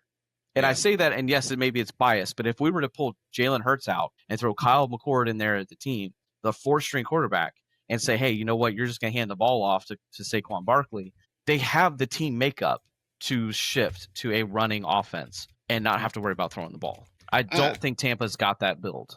I still think that they're going to be apart. They're still going to be a playoff team. I don't think anybody in that division is going to hold a candle to them. In the South, no. I don't think Carolina's going to have anything. Atlanta sucks ass. We know that.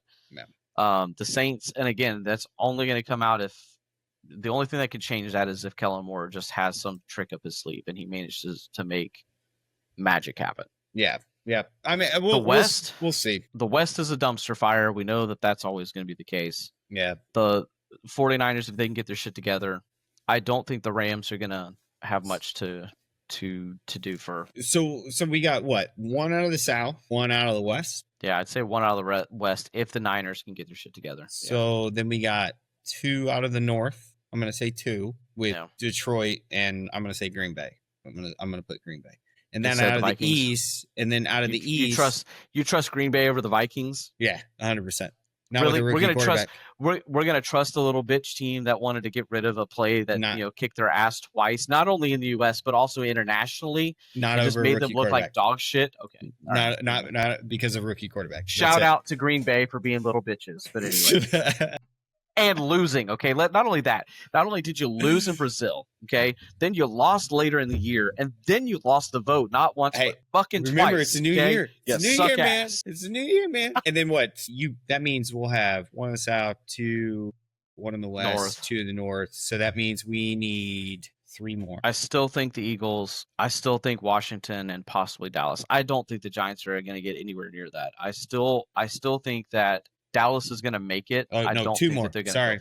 We only need 2. So then 6. That's a coin flip between Dallas and Washington at that point. I don't think Washington has as good a year as they did last year. Like they have the makeup for it. That's the thing. They do. They have the makeup for it. They do. They have the ability to win. They really do. I love Jaden Daniels. Terry McLaurin kind of thing kind of weirds me out a little bit. I don't know what they're going to do with that. But I don't know.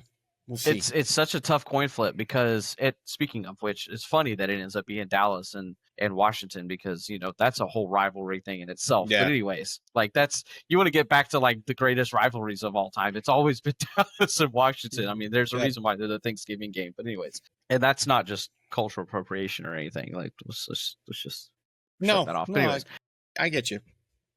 That's a tough coin flip because Dallas is Dallas. They always end up choking somewhere, right? It's gonna happen. Hands down. At some point during the season, they just fall apart and lose the ability to play football.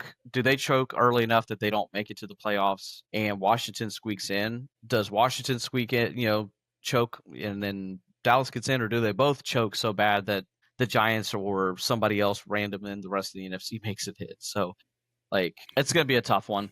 That's a hard coin flip on that one. But I would say, yes, out of the North, Detroit, either Green Bay or Minnesota. Again, rookie quarterback, whatever. Green Bay could come out and just have a horrible fucking year. Tampa Bay, we know the Eagles, 49ers at best, if they can get lucky. And then just kind of a coin flip on the rest of the East or something. So it seems like the NFC side of the ball is going to be pretty light in contenders this year. I felt NFC last year was probably the better of the conferences than what AFC was. And yes, I am talking about the Baltimore Ravens and the Buffalo Bills and the Kansas City Chiefs. Yeah. And I am talking about that. I know people are probably going to say shit about that, but I thought the NFC was a little bit tougher last year with the teams that they did have in it, with Detroit, with Washington, with Philly, and with Tampa Bay. Obviously Tampa winning the fashion that they won, and then Washington winning the fashion that they won. And you can argue, Minnesota and Green Bay, they both looked great. Minnesota, I thought for sure they were gonna carry a lot of weight going into the playoffs. God, they looked horrible. Horrible.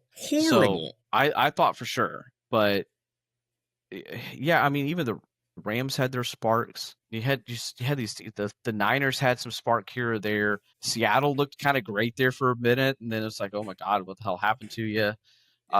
Shout out Geno Smith, hey, woohoo, bring it back, bud. I don't know. This year's going to be kind of a weird toss up, and we'll find out first week of September. There was two games that I was really surprised with. One was the Minnesota game, losing to, I believe, Tampa Bay. And then two, the really surprising game was the Lions against Washington. Like, what happened? Like Green Bay got their shit kicked in, but that was a snow fest. So that was kind of a fun game to watch. But that Washington Detroit game last year had me scratching my head, because then I was like, because towards the latter part of the season last year, I was saying the NFC is pretty good. Like they have some really good contenders. Like they have some people that potentially I could say on both sides that are like, like these are the two set teams. But on the NFC side, I was like, well, there really could be like three teams that could make the Super Bowl realistically. So, this year it's going to be fun to watch the NFC side of the football. I'm going to love the, obviously the Philly Dallas game weeks are just comical, because it's just a whole bunch of people talking shit to people. So it's great. So last question here for the NFC. I will say this though, real quick. I was thoroughly disappointed that Detroit didn't make it to the NFC Championship. Yeah. I was because the whole year it was Philadelphia and Detroit, Detroit. Which one? Two powerhouses, like two power teams. Like what's going to happen here? And I was really, really hoping that it was going to culminate to that big show off, the NFC Championship. Definitely. Get to show the power. And then when I was watching that game, just like you scratching my head, like what the fuck is going on here? Yeah. How are you so dominating the entire year to now you're crumbling under a team that doesn't even know what their name truly is? Okay, they don't even know what they are. They were just a football team a couple of years ago. So you're falling apart to Jaden fucking Daniels and these guys. Like, what the fuck, man?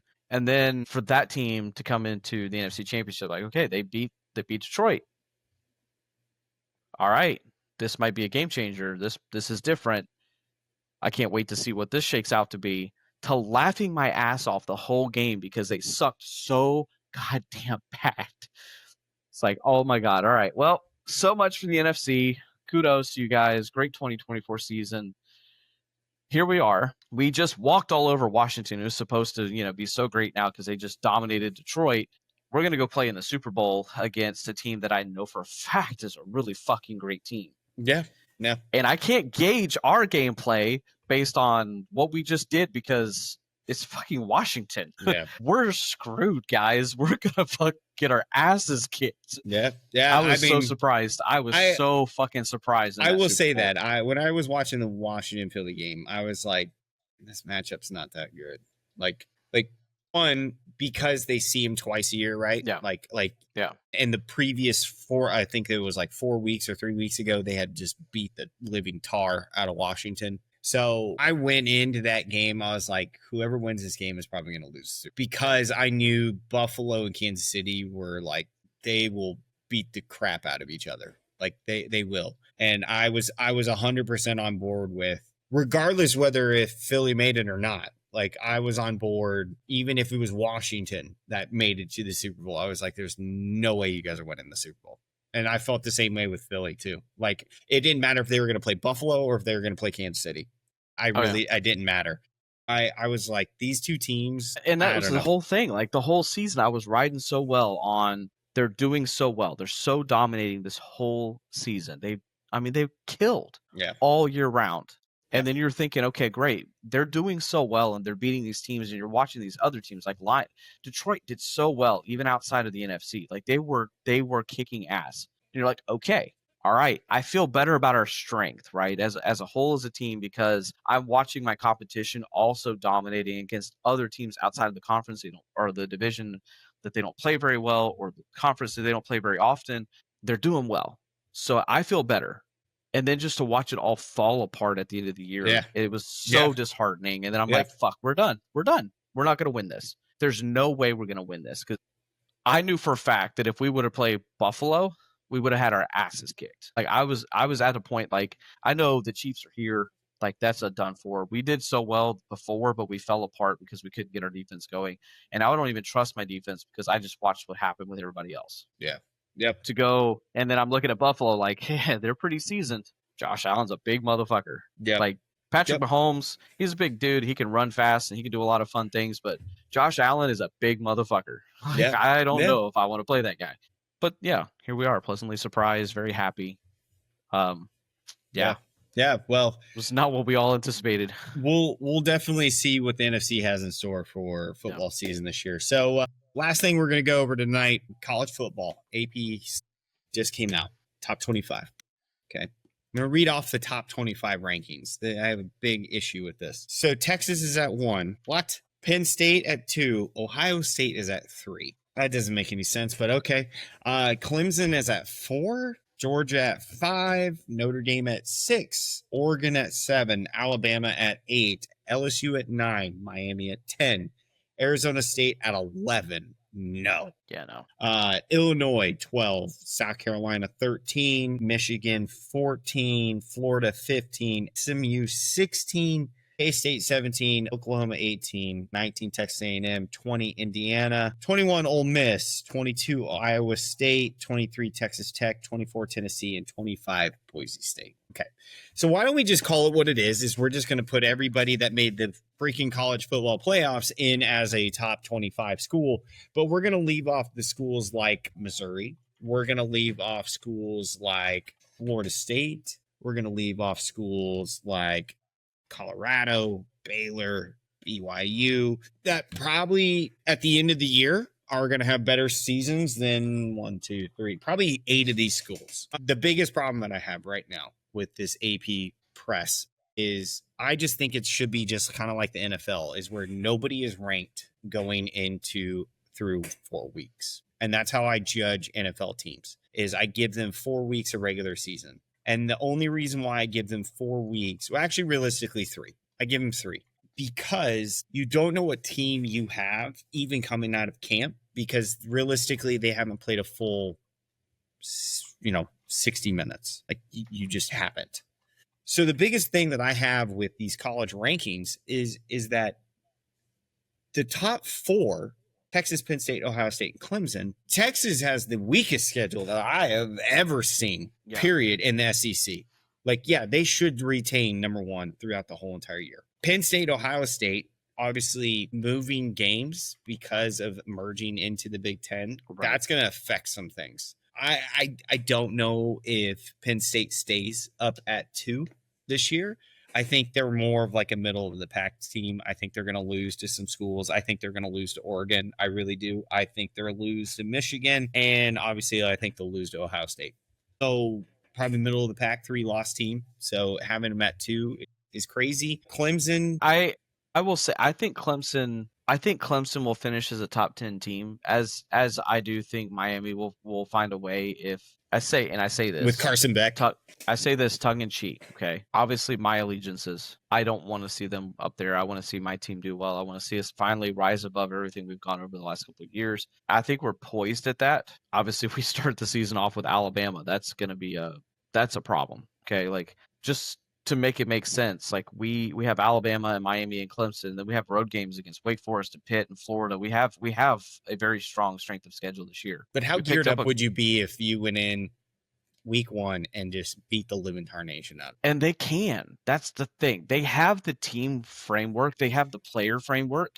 I think Gus Malzahn is going to do great for the offensive build because the dude is a brilliant offensive mind. I don't think Gus Malzahn was a great offensive or a great head coach.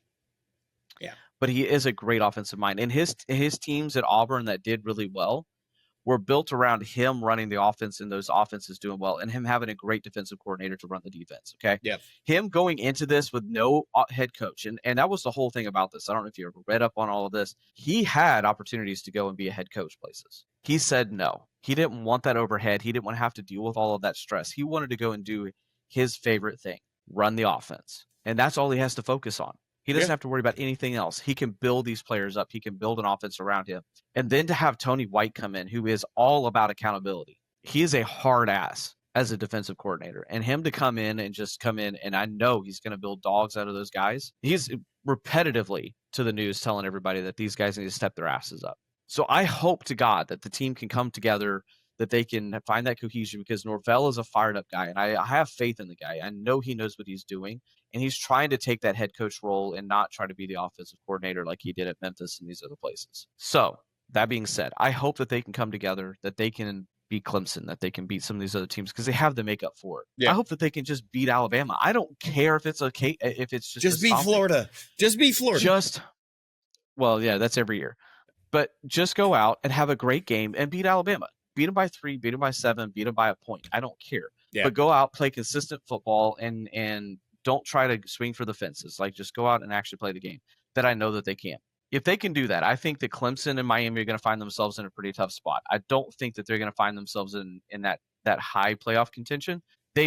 One of them might squeak into that 12 if FSU comes out and plays like they're supposed to. It is a tough schedule. There's a lot that we have to. They're receiving votes. They don't tell me how many votes. They're definitely below, though, Florida or 8 Memphis. Votes. Okay, 8 votes. So they got 8 believers in them, I guess. I think Clemson and Miami being up there is kind of a joke. Don't think even with Carson Beck down there in Miami, the dude's been distracted. He's been in a lot of issues. He's had a lot of problems. I don't think Carson Beck's going to show out like everybody says that they will. Miami is the Dallas Cowboys of the NCAA world. Oh, yeah. Every year, it's our year. We them boys. We're going to show out. We're going to do the shit. And then 3 weeks into the season, they are fucked. Okay? It's going to happen. Miami is consistent with that.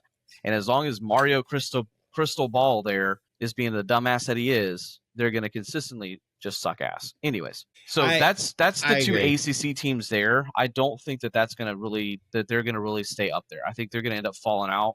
Great, put them up there. You have hopes. I mean, we know the coaches, we know the staff that they have, we know the players that they have. On paper, they should do well. I don't think it's going to shake out.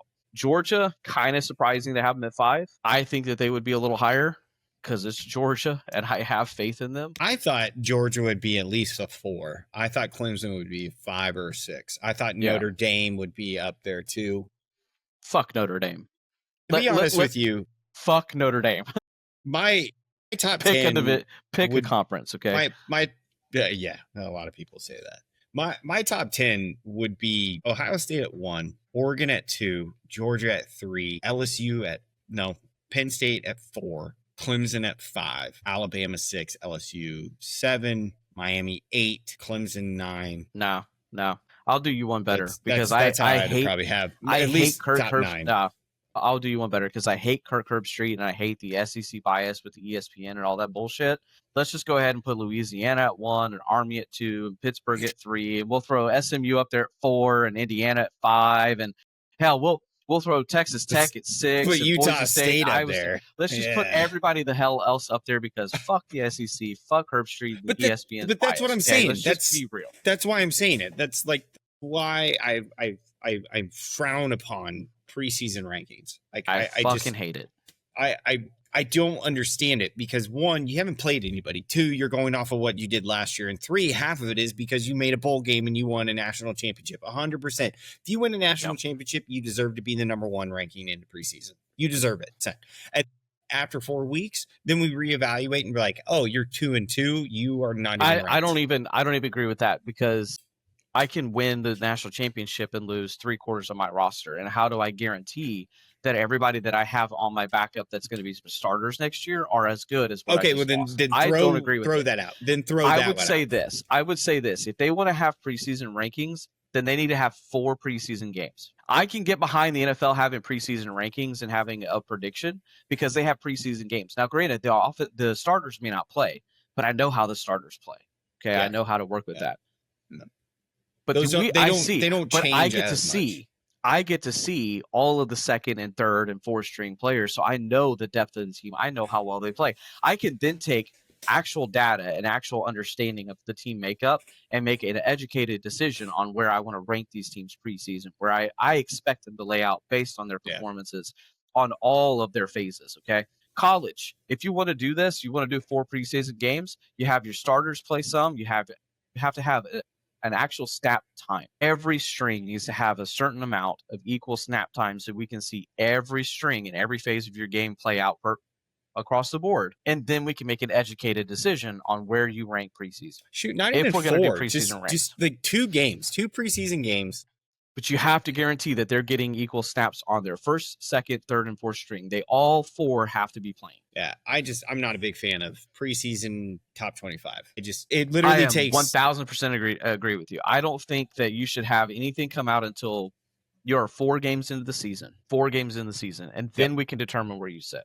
Yep. I mean, I even hate watching like the first 4 weeks of games where it's like, oh, it's a number 1 versus number 2, and I'm like, are they really number 1 and number 2 though? Like, just because they're 3-0 and they beat the shit out of 3 shitty teams and now they're going to play each other. Like, so because your first game of the year is historically for most teams a cakewalk. Unless it's your Alabama and then you play them like week 9. Or you're us. Like every year for the last 5 years, we booked LSU at a home and home and had big games every fucking year. And then this past season, we go over to Ireland to play Georgia Tech.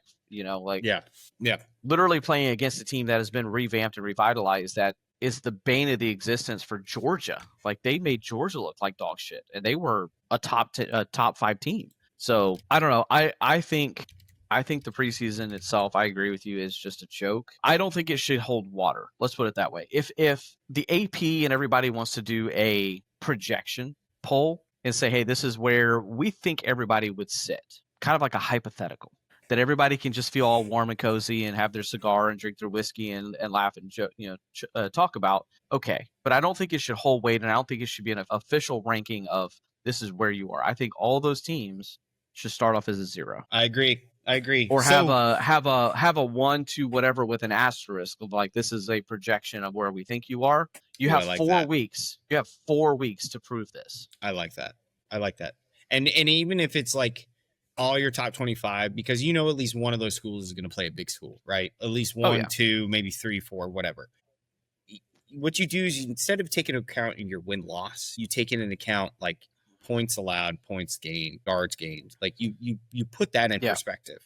And then you go back to the BCS where you took all the stats together and you figure out strength of game and all of it. Exactly. Wait, no. Are we going full circle? Yeah. Like, okay. Why ruin a good thing when you had it? I mean, what was wrong with it? It was still heavily biased. I'll give them that. Like, it was still a problem. And I have no problem with the playoffs. Okay. I don't. However, either. The playoffs need to be better structured where it's not so fucking biased. It really needs to. Yeah. I didn't understand Arizona State getting a bye when they were not the highest ranked team, but yet they still got a bye, so it doesn't make sense. They're still trying to figure it out. At this point, how many actual FBS schools are there, right? 64. We'll get into that next week, because next week, we're going to talk NCAA and we're going to talk college football playoffs, like the implications that it's going to pose now with adding more teams into it. Putting a pin in it. Yeah, we're going to put a pin in it. And because I brought up an idea where it's like, maybe we move it to more like a Texas State like playoff thing, where it's like you take the top 25, you let them go at it. And those are your bowl games. So you're trying to make it into the top 25. I'll say this before we end. I'll say this, okay? To counter that, these guys are going to college on scholarships with what intention? Making it to the pros, right? To go to the pros, okay? How is the pro schedule set up? How are the pro divisions set up? If you want these guys to succeed, we're already paying them, right? Because they're going to be pros and all of this shit. We're trying to make them be ready to go when they get to the pros. Some of these guys make more money on their NIL deal than they will on a rookie. Then you need to take the Power 5 conferences, and that's it. Fuck everybody else. If you want to be in it, then you need to get in the Power 5 conferences, okay? Fuck Notre Dame. Power 5 conferences, you get an even number, you fucking have the playoffs. If you win the playoffs, then you get to go. That's it. Fuck the conference championships and fuck all of this stuff. I mean, there's no conference championships anymore. And we're going to get into this because it's like the conferences are so big and so sprawled out now that, like, look at last year. Look at the SEC. Like, there was 7 schools that could have played in the SEC championship game if something happened. Like what is it? It's the Big Ten or whatever that can have 2 fucking winners for their fucking title. Like, What sense does that fucking make? Well, and it's crazy because, and this is the last point that I'm going to make, is that whenever you get into the SEC championship or like the Big Ten championship, whoever plays like Michigan, Ohio State at an undefeated record, you lose, you're not going. Like, and you fall out. You potentially fall out of like a bye or a high seed or anything like that. But then let's say Ohio State beats Michigan. Or I reverse that. Michigan beats Ohio State, which they did. And then Michigan goes to the SEC or the Big Ten championship game, loses. Ohio State can technically be ranked over you because you lost the Big Ten championship. Like, that's stupid. That is so stupid to me. Mm-hmm. So, but we're going to get into that. We're going to get into how stupid some of the NCAA rules are. So you got it. So the next thing, and this is the last thing, so they just made a big change to their 2025 rules. Nagging injuries. How do you know if somebody's faking an injury? Like, what are you going to do? Are you going to go up and like rub their calf to make sure that it's like completely like locked out? Like, how are we going to do this?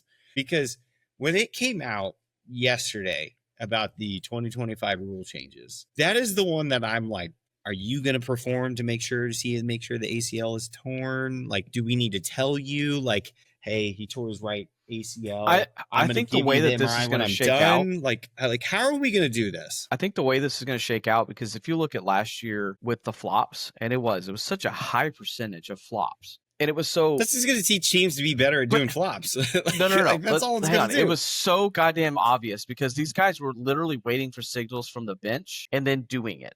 It was obvious. So instant replay is going to be a big deal with that. I think a lot of booth hire that. I think a lot of live booth reviews and things like that to review this stuff. But I think what's ultimately going to come into play is if you are injured, they're going to push you off the field faster. Yeah. Not treat on the field. It's going to be one of those situations of like, get on the field, get them off immediately. Let's keep the play going. Yeah. Where teams can't use this as an advantage. Instead of getting, 5 minutes to be able to talk things over, you might get 10 seconds. Like, they're literally hitting the field, grabbing this guy and getting off the field. And that's it. And then I wouldn't say like a penalization, but like if that person was taken off the field for an injury, they have to sit out. You're going to have to sit out for 2 or 3 reps or till the next drive, or they're going to give they're going to have to. You're going to have to put some sort of, I wouldn't say a punishment, but, a repercussion to that to prove that you are injured or not injured. You know what I mean? And if you are faking that injury, you're basically hurting yourself at this point.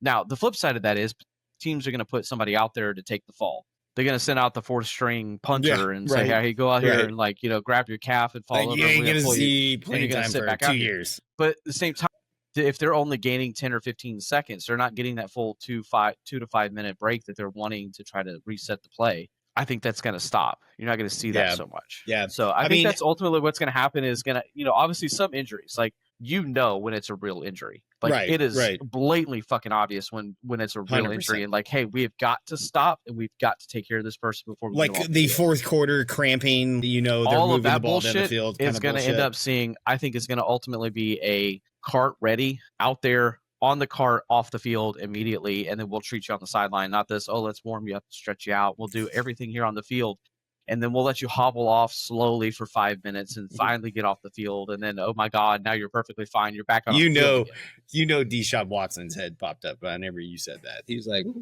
massage? Yeah, okay. I'm sure. Not just him. Let's talk about Justin Tucker. Yeah. Yeah. Man, they must have went to the same massage place. Who knows? I guess we'll never know. And one was tucking. Yeah. Shit. So, all right. Well, next week we're going to get into some more stuff. We'll review some preseason games. We're going to talk about a little bit more of NCAA. And then we're also going to be bringing in Bubba. He will be back.